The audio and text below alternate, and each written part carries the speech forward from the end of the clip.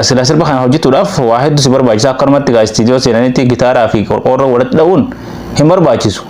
Sirba Umar Suleeman jechuun namni sagalee akka isaa qabuu fi walaloo yadaloo gitaara kana namni akka isaa qabu hin jiru. Namni tokkolleen akka isaatti hojjetee hin qabu jechuudha. Kana marraa adda kana maan fakkaatu.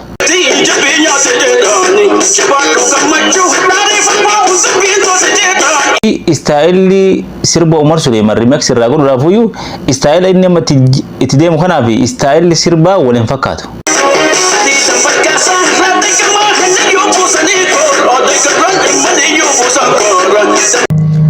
Assalamu alaikum warahmatullahi wabarakatuh. Ashama harka fuune kamantii biraayis akkam jirtu fayyaa keessan ani naga kooti.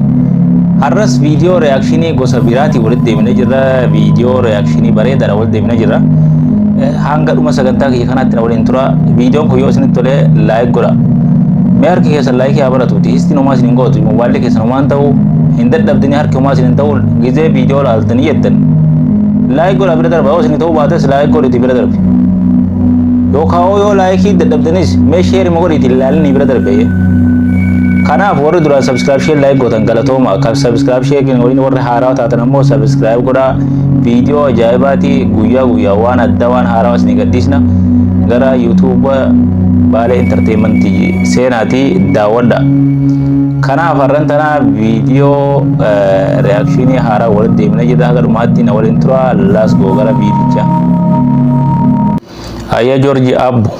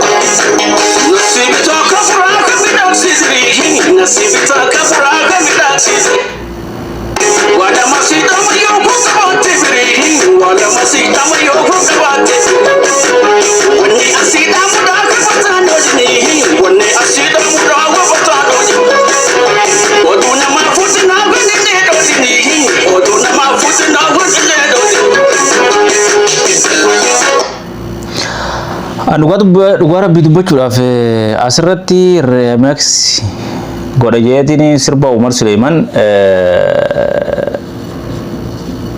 irraa utaalu jira George Abbuuti. Dhugaa dubbachuudhaaf maali hin fakkaatu. Xiqqoo namni tokko beektaa yoo fakkeesse bareedaadha.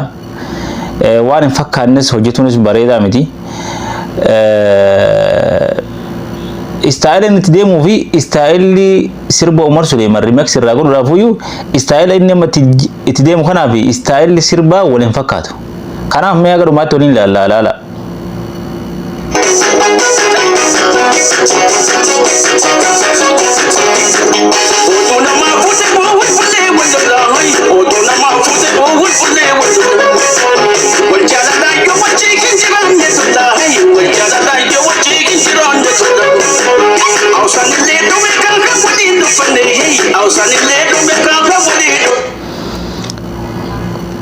Angaro akka mataa kiyyaatti naan taane sirbi kun sirba sirriitii miti. Jalqaba irratti sirba Umar Suleeman jechuun sirba Umar Suleeman jalqaba albama tokkorraa kaafteetti haga dhumaatti sirbi isaadha yeroo walaloo fi yeedalloon isaadha wal fakkaata. Gitaarri itti dha'amee fi kiiboordiin isaas kanamarraa adda. Hanga amantanaatti sirbi Umar Suleeman kanamarraa adda. Sagaleen isaanis kanamarraa adda. Kiiboordii fi gitaarri isaallee kanamarraa adda waan ta'eef amma inni akka itti sabatu kanatti sirba sanii fi inni waliin hin deeman gargari faalla waliif faallaadha jechuudha.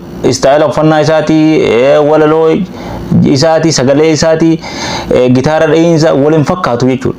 Waan hin fakkaannetti dhiibatuunis faayidaan qabu. Kanaaf sirba Umar Suleeman remix godha jettee asii aatilleen mee ilaallu haga dhumaatti.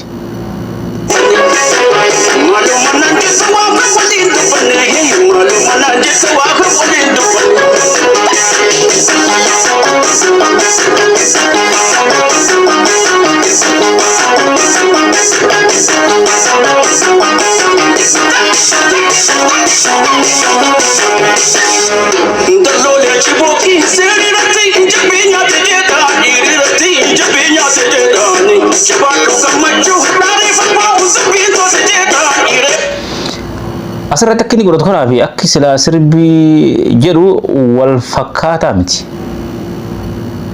Tokkoffaa irratti silaa sirba kana abbaan Umar Suleeman jira hayyimsiifateeti akkaataan ittiin sirba san jalqabatti hojjetu gaafatallee bareedaadha. Hin fakkeessuu namni sagalee akka isaatti fakkeessuu hin dandeenye tokko ni fakkeessa jeetti dhiibatuun hin barbaadu. Fakkeenyaaf namni sirba isaadha hojjetee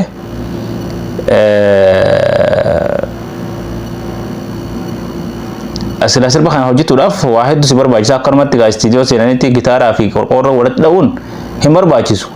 Sirba Umar Suleeman jechuun namni sagalee akka isaa qabuu fi walaloo yadaloo gitaara kana namni akka isaa qabu hin jiru. Namni tokkolleen akka isaatti hojjetee hin qabu jechuudha. Kanamarraa adda kanamaan fakkaatu. Kanaaf inni gaatama silaa sirbi sirraa toluu sirba Jamaayikaa yookaan sirba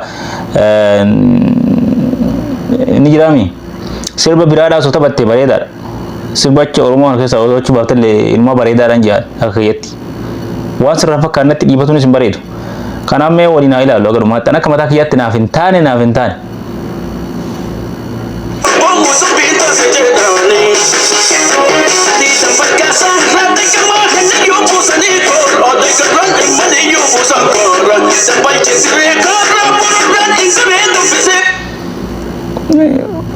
Bar waan hin fakkaanne. Remix godha jeeti sirba gartee qorqoorroo dibbee walitti dha'uun kun waan hin fakkaanneef sagaleen isaatti osoo qorqoorroon kun hudhamee sagaleen isaatu isa fakkaate namni xiqqoo sagalee fakkeesseeti sirba Umar Suleeman haga irraan tanaatti namni xiqqoo sagalee fakkeessee akka umaritti taphate Muddiin Jamaal qofa. Muddiin Jamaal ni beektan jeeti yaada. Sirba bareeda yaani sagalee bareeddullee qaba akka isaatti xiqqoo isa fakkeessee jira. Ati garmee dhuftee seenteeti dubbii walitti baxaabbatu jirta kuni waan hin taane waan akkanaallee ittiin deebinii ammas keessaa bahe haadha geeffannumee agaruma.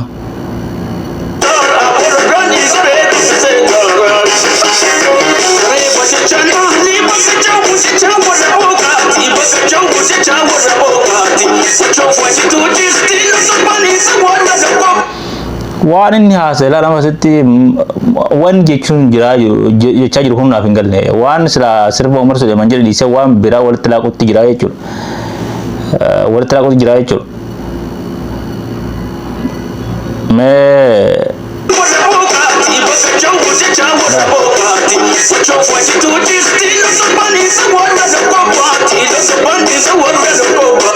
Waan hin fakkaanne walitti laaquu jira. Kanaaf ani sirbi isaa naaf hin taane sirba gartee sirbi akkatti hojjetamu qaba gitaaraa walaloo sagalee fakkeessuu remix godhuudhaaf sagalee fakkeessuu barbaachisaadha. Kanaaf sirbi kee osoo dhiiftallee bareeda ture fakkaatee mee hanga viidiyoo biraatti walitti deemnutti nagaan naa tura.